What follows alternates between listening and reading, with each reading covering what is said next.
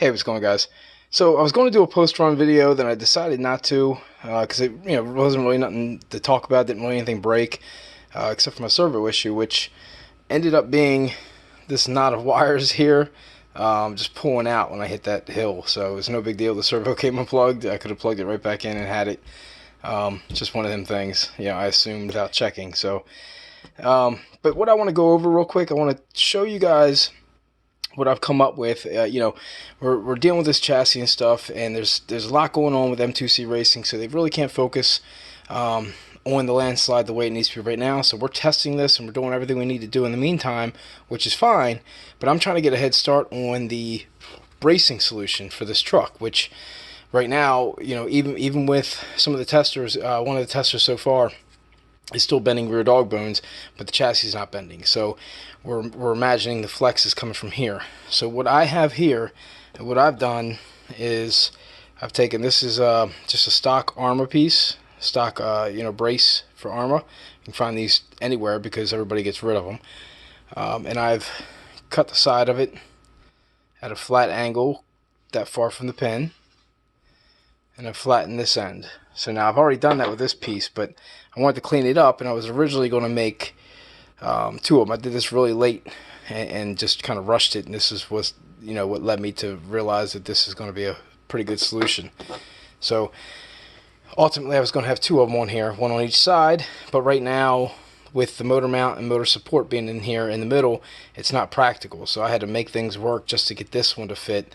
But the solution that if this does work, we'll be able to have all this space to play with, versus where right now we only have this hole or this hole, whichever side you choose. So let me show you what I did real quick. And again, ideally, let me turn my light on here so we don't lose. Alright, so ideally I'm looking at this hole right here. It's a 4mm screw. You take this out and you can punch it all the way through. I haven't punched it through yet. I didn't have a long enough nut or bolt, so I went ahead and got that today. Ideally, it would come off of this, maybe with like an ear here or something, like this, aluminum, maybe one on each side, and then come down here and brace. And what that's going to do with this flat spot here, right up against this, with that bolt going through, it's going to brace this diff from even being able to move forward. It's not going to stress this because the pressure forward is going to be, it's going to be more leaning this way into it, and it's not going to be pulling up on it or pulling down on it, which could possibly flex this. I'm not saying this is never going to break, but for the chance to keep your chassis from bending, or for us testing to see if we can't get some kind of upgrade that's going to be a permanent fix, we're going to do this for now. So I'm going to move this over here. You can see this hole right here. So I have got a couple spacers to get me out here. I got a longer screw with a nut I'm going to put on the other end here. So that's going to be my setup for now. And then I'll drill up, because it's a new piece, I'll drill up through here and put a nut here as well, and then bolt that down. And that's going to, like it's just going to act like a brace against this whole unit. So if anybody can do this, you'll probably stop your dog bone bending and fix the issue that we're having with this. So what I'm going to do again is I'm going to go ahead and get this on this top piece. I've got some things that obviously, if you're looking for these, I have the measurements and things like that you would need. Actually it's a 35mm that I figured, but I couldn't find a 35mm, so I went ahead with a 40mm. And I also, again, going to a hardware store, they didn't have any hex heads or anything, so I'm stuck with a nut head, which is fine for what I'm doing. But that's, again, 35mm. 40 will probably work. I'll just have a little extra. I got the washer for each end. I got a nut for the other end. And then what I have here, the space, the gap I figured that I'm going to need to put here to here to line up to this hole right here is 1/2 inch. So these are 1/4 inch spacers. So I got two of them. Yep, two of them. I'm going to make those the spacer. They fit the screw pretty well, and they should look better than the crappy little design I had on as a spacer before, which was this stuff. Again, just what I had, and I was just trying to make sure it worked. So once I found out that it is working, it's something I wanted to do. So I'm going to go ahead. I mean, I don't really need to show any of this. I'm going to pop this out and we'll drill all the way through here real quick. And then again, just with a screw that's just big enough to fit through the hole, pop it all the way through. I'm not worried about stripping the threads or anything right now because I'm not going to be threading this anyway. I'm going to be bolting it on the other end. Alright, so since this is working better than expected, I thought I'd bring the camera back real quick and show something. Hold on one sec. Alright, so here you can see my two spacers. I got bolt through. Now I punched this end through, and you know, I guess I just didn't use big enough drill bit to fit in there, but it actually didn't tear the threads up. And this 4mm bolt started going in. I mean, I could thread it out, had it all the way through here. Problem is, I couldn't get the nut on. I think I'm going to just Dremel just a little bit here to give that screw a tiny spot to sit down in there and not have to, you know, because I can't get it in. It keeps wanting to push it with me this way, and it's not fitting, lining up. So I'm just going to Dremel that real quick, be right back, and should be good. Make this not blurry, sorry guys. But I got it just enough out there, and I nicked it right there, but it's alright. It's just a little bit, but it should fit the screw now, so let's try. Alright, so I went and got my broken stand because I want to show this. This is a perfect example of getting a chance to see it before and after, plus, you know, notice that there is a problem. So I got my mount in, so let me just show that real quick. Now, get this out of here. Now I could not get this nut all the way in without cutting into the bottom of that hole a little bit, so I didn't want to do that, but this thing was threaded through and it was threading itself all the way across, so I was putting it in and backing it out with a drill on my long driver. So the thread's through there even without this nut's just making sure it doesn't pull through. So this is so tight right now I can't even budge it. So we're tight here. I don't have this down yet, so I just want to show you something. I'm going to flex just the rear end of this, and I'm going to push it. Now this is the M2C Racing chassis, and it's not necessarily the chassis that's flexing right now, as it is just all the plastic. And I got the T-bone and stuff on, so I'm not getting a direct push, but we're going to see if we can keep an eye on movement right here. Alright, so I drew a line right at the end of it there just so we can see if there's any flex when I go to push on this. There's no other support right now. It's not screwed down. This is just in the end with T-bones and stuff, so we do got a little bit of bracing back here already. And you can see how far past that I can get it to go. Now that's just me flexing it and pulling it in. So the idea here is we're going to put a screw up through here on this hole on the opposite side. The screw comes up here, and that's going to stop that flex. It's not going to move. So as far as the hard impact goes, and any force is going to be transmitted from the diff, which is right here, the forward motion of the diff, because we're completely under the flat spot of the diff. It's going to be pushed straight back and then down at an angle which the brace is going to hold. So I mean, this setup right now as a finalized version would freaking fix the whole issue. And I have my ideas for the front as well. You can incorporate something very similar to this in the front by replacing this upper plate right here completely and having kind of like the Armas do and things like that, just come off of that and come down. Now it looks a little cluttered here, but you know, with talks and things like that, you know, it's still early. There might be a little more room here to play with just in this front area, so we could kick that open just a little bit. Servo might have to stay there, but we don't need it. We can bracket off this side, so we kick this off a little bit, have this come down on the side of the shaft just like this. Got your motor mount and stuff like that, your battery tray. You know, you center this more since you won't have the motor anything here. You can center it more, slide this over, and straight up and down. There's your brace. You don't even need these holes right here, these circles. Everybody sees what these are. This is really for adjustment on the 3674 motor. I never even knew about it, but basically it's these screws. If you need to access the motor, and you're going to be taking that stuff off anyway, you can get this off just as easily with 2 more screws. There's no reason to keep the access there if you're trying to use a chassis for a dual option for people to use stock and still have it. You just leave this solid, and then you put your screw for your bracket where it needs to be here closer, because if I were to do this right myself, the screw would be more right here probably, just because I wouldn't put this extension, I wouldn't do this right here if I didn't have to. So what I had to do, and also to make this work, is this is how it looks right here on the other side. Both of them get a screw hole here. This is what holds it.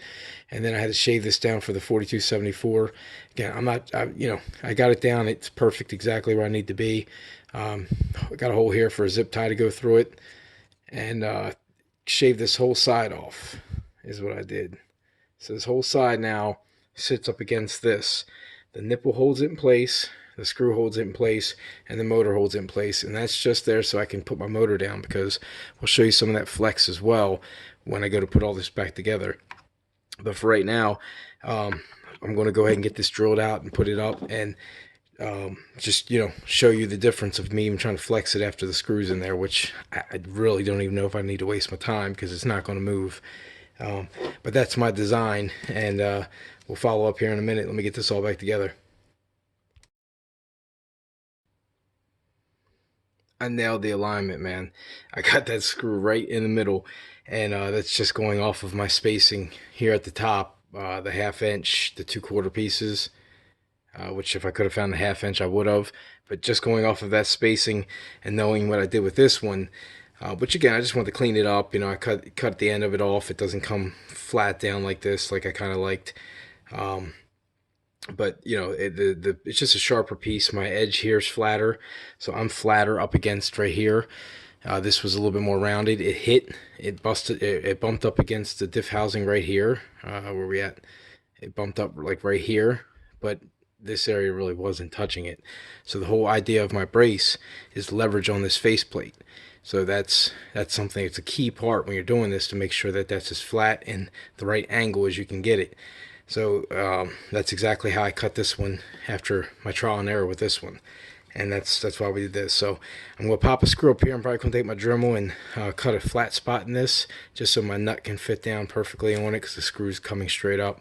So I'm just going to cut it about as flat as I can get it, and then pop the screw up, put a nut on it, and that's going to be my temporary solution. Go ahead and get everything back together, and I'll show you some flex here in the motor mount. Alright, let's see if we got any flex now.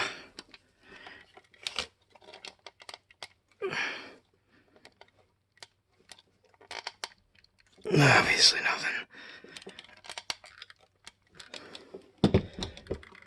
And I'm right up against. Let's see if I can get in there.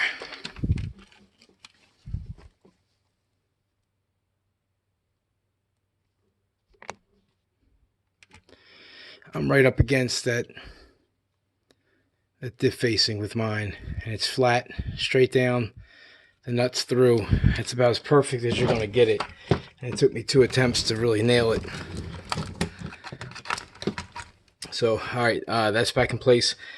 I'm going to go and get the motor mount back in. Like I said, I just want to again do that flex test, but it's it, man. This is going to be it. Alright, everything's in place. It fits in nice and tight. It fits in, I cut off just enough on the side, just basically the wall that was coming down. I just took it down straight, and basically just removed that whole side. Not enough to cut into where the slider is on the middle, but enough that it took off the whole screw area. So that exposed that area. It gives us this option, and the motor mount being here, sits on top of this, has to be here, so you can't do it on both sides. So that's why I had to do it this way. Now this I have shaved down. I want to show you something. I had it zip tied for that last run, and it broke off somewhere in the middle. Now when I did this the other day, this thing was, I had to shave this. I had to keep shaving it because it was sitting down on it. And let me show you. See that? That's how it was. Now it's like that. So this thing's only a small plate in here, and this is one thing that's being talked about, so don't worry. But right now the flex that's in this thing is just ridiculous. So one of my other guys that's testing this truck, and a fellow RC friend of mine, is Steve Gonzalez, came up with the idea to punch a screw hole through here and let us to put a zip tie through here and hold this down, which will stop all of this flex that there is. And when you're jumping, this can's heavier than the stock. It's 4274. This is why I was chewing up my pinion, which already feels sharp right now, and I've only had 2 runs on it with this brand new pinion. So it's just bouncing around. Clearly I bent it upward, but we're gonna zip tie that down with 2 of them now. We'll take it out for 1 more run. By the time I go to redo this a 3rd time, I'm sure if they snap, either way, I'm going to cut them off and put the steel one on there, so it should definitely hold. I think you can get them at like automotive department or something like that. So I'll go up there probably tomorrow, but I plan on taking this truck out tomorrow as well, so we'll see how that goes. All right, so I got it zip tied back on, and I mean, I'm dead flat on there right now. I got 2 of them on there. They're both as tight. I got them wrapped together on the bottom so they overlap. Again, as soon as I get the steel one, I'm going to take that off for temporary purposes. But, again, I'm not worried about this because I know, there's talks of better to come for this, and I'm not even going to worry about it because it's a short-term fix for me, but it could be a long-term fix for you guys. So, again, I also want to thank James Urbina. Me and him were chatting and talking, and I was telling him about the idea of making the brace from this point against the flat spot and then taking it to, like, the center mount. And then we started talking about, using one of the holes already on the chassis, and I never looked there because I knew we needed this motor support to do this now. So that wasn't really an option for me testing, but kicking it off and exposing this one screw, was enough to actually do the trick to say that it could be done. So, me and him brainstorming one night, talking about it, and I put something together, and this is what we got. And I'm very happy with it. So this should hold up. This motor's not flexing right now. So I'm not going to have any problems unless it snaps again on me. But, you guys are chewing up pinions and things. This could be why. So this don't take anything to do. Just punch it through. Get yourself a steel zip tie. Take care of that problem as well.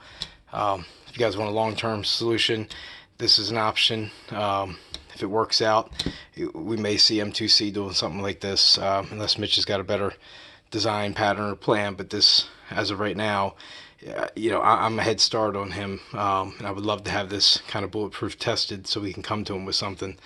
So if you guys want to be a participant, go ahead and do something like this, get this kind of setup down, and let me know how it goes.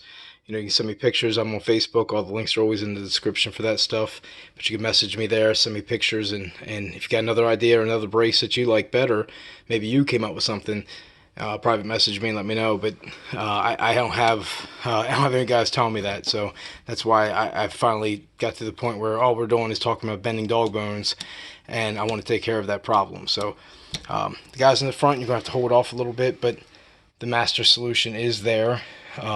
Again, it's very easy to replace this plate and put one of these down right in here. We can even go further back if we need to, but I don't think it needs to be that far back, and incorporate this in a one piece or a piece that mounts off of that. Oh, I'm over here looking at the cord, sorry. But yeah, that's an easy fix there. But good things to come, guys. I got my waterproof box coming that I'm going to test for now, again, temporary purposes, and make sure that this thing doesn't come unplugged on me again. I feel like an idiot, guys, out there running around, and the whole time it was just unplugged. So, all these wires done around. What I might do is just for now, put a little piece of tape over here so it holds them down. Or maybe run this over top of it like that, just to hold them down. But with all that banging, flopping, I need something a little more secure. So I'll figure that out. I'll play with this. Hopefully my box might be here tomorrow and I don't have to worry about it. But all right, guys, round 3 for the M2C chassis testing coming up. It's getting a little stronger, a little tighter every single run. The M2C chassis made a huge difference. We're no longer bending the chassis, but again, now we're exposing the flex. So here's the flex, here's the design. This truck is on its way to being a tank if all this works out right. So again, guys, leave comments, hit me up. I appreciate everybody for watching. Thanks.